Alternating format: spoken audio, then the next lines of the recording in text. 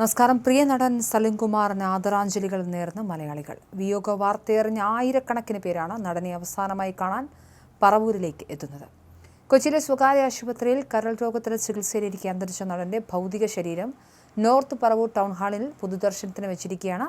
പ്രിയ താരത്തിന് അവസാനമായി അന്തിമോപചാരം അർപ്പിക്കാൻ രാഷ്ട്രീയ സിനിമാ മേഖലകളിലെ പ്രമുഖരും ആയിരക്കണക്കിന് സാധാരണക്കാരുമാണ് ടൗൺ ഹാളിലേക്ക് ഒഴുകിയെത്തുന്നത്.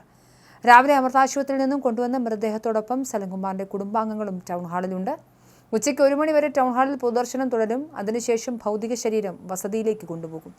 വൈകിട്ട് 3:30 വീട്ടുവളപ്പിലാണ് സംസ്കാര ചടങ്ങുകൾ നടക്കുക. സംസ്കാരം പൂർണ്ണ ഔദ്യോഗിക ബഹുമതികളോടെയായിരിക്കുമെന്ന് മന്ത്രി PC വിഷ്ണുനാഥ് അറിയിച്ചു. മലയാള സിനിമയിലെ സൂപ്പർ താരങ്ങളായ മമ്മൂട്ടിക്കും മോഹൻലാലിനും സലിംകുമാറിനെ നേരിൽ കണ്ട് അന്ത്യാഞ്ജലി അർപ്പിക്കാൻ എത്തിച്ചേരാൻ സാധിക്കില്ലെന്ന വിവരമാണ് പുറത്തുവരുന്നത്. ഇരുവരും നിലവിൽ സ്ഥലത്തില്ലാത്തതിനാലാണ് വരാൻ കഴിയാത്തതെന്ന് ചലച്ചിത്ര നിർമ്മാതാവായ ആൻഡ്രോ ജോസഫ് മാധ്യമങ്ങളെ അറിയിച്ചു. താരങ്ങളിൽ ഒരാൾ നിലവിൽ വിദേശത്താണെന്നും മറ്റൊരാൾ ഷൂട്ടിംഗ് തിരക്കുകളായതിനാലുമാണ് വരാൻ കഴിയാത്തതെന്നും എങ്കിലും ചലച്ചിത്ര മേഖലയിലെ മറ്റെല്ലാ പ്രമുഖരും പറവൂരിലേക്ക് എത്തിച്ചേരുമെന്നും അദ്ദേഹം വ്യക്തമാക്കി.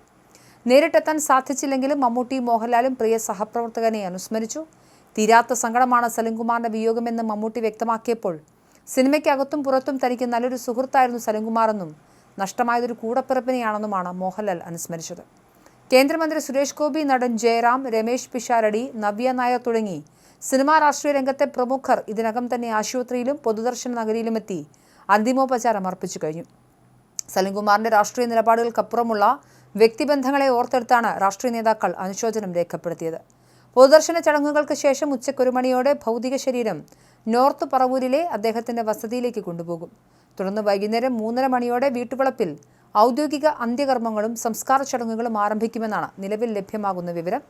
ചടങ്ങുകളിൽ മുഖ്യമന്ത്രി VD സതീശൻ ഉൾപ്പെടെയുള്ള പ്രമുഖർ പങ്കാളികളാകും. 1969 ഒക്ടോബർ 9 വടക്കൻ പറവൂരിലാണ് സലിംകുമാർ ജനിച്ചത്. പേര് കേട്ടാൽ ആരും മതം തിരിച്ചറിയരുതെന്ന ആഗ്രഹത്തിലാണ് അദ്ദേഹത്തിന്റെ അച്ഛൻ മകന് സലിം എന്ന് പേരിട്ടത്. പിന്നീട് സ്കൂളിൽ ചേർന്നപ്പോൾ അധ്യാപിക നിർബന്ധപൂർവ്വം കുമാർ എന്നുകൂടി ചേർത്തതോടെയാണ് അദ്ദേഹം സലിം കുമാർ ആയത്. തന്നിലെ മതേതരത്വത്തെക്കുറിച്ച് സംസാരിക്കുമ്പോൾ പലരും തങ്ങളെ സ്നേഹത്തോടെ സലിമിക്ക എന്ന് വിളിക്കാറുണ്ടെന്നും താരം തന്നെ മുൻപ് പറഞ്ഞിട്ടുണ്ട്. ചിറ്റാറ്റുകര സ്വദേശിയായി സലിംകുമാർ സിനിമാ നടനാവുക എന്ന ഒരേ ഒരു ലക്ഷ്യത്തോടെയാണ് എറണാകുളം മഹാരാജാസ് കോളേജിലേക്ക് വണ്ടി കയറിയത്. യൗവനകാലത്തെ കലോത്സവങ്ങളിൽ മിമിക്രി പ്രകടനങ്ങൾ തനിക്ക് സിനിമയിലേക്കുള്ള വഴി തുറക്കുമെന്ന് അദ്ദേഹം ഉറച്ചു വിശ്വസിച്ചു. തുടർന്ന് കൊച്ചിൻ കലാഭവൻ, സാഗർ തുടങ്ങിയ പ്രമുഖ ട്രൂപ്പുകളിൽ മിമിക്രി കലാകാരനായി അദ്ദേഹം സജീവമായി തിളങ്ങി. ഒടുവിൽ ഉറ്റ സുഹൃത്തായ നാദൃശയാണ് സലിംകുമാറിനെ സിനിമയിലേക്ക് കൈപിടിച്ചുയർത്തുന്നത്. ഇഷ്ടമാണ് നൂറുവട്ടമായിരുന്നു അദ്ദേഹത്തിന്റെ ആദ്യ ചിത്രം. 1996 സെപ്റ്റംബർ 14 സുനിതയെ പ്രണയിച്ച് വിവാഹം കഴിച്ചതിന് പിറ്റേ ദിവസമായിരുന്നു സലിംകുമാർ ആദ്യ സിനിമയിൽ അഭിനയിക്കാൻ പോയത്. തുടക്കത്തിൽ ചെറിയ വേഷങ്ങളുടെ ശ്രദ്ധേയനായ താരം 2000 പുറത്തിറങ്ങിയ തെങ്കാശിപ്പട്ടണം എന്ന സൂപ്പർ ഹിറ്റ് ചിത്രത്തോടെ മലയാളികളുടെ മനസ്സിൽ സ്ഥിരപ്രതിഷ്ഠ നേടി. പിന്നീട് 300-ലധികം സിനിമകളിൽ അദ്ദേഹം വേഷമിട്ടു.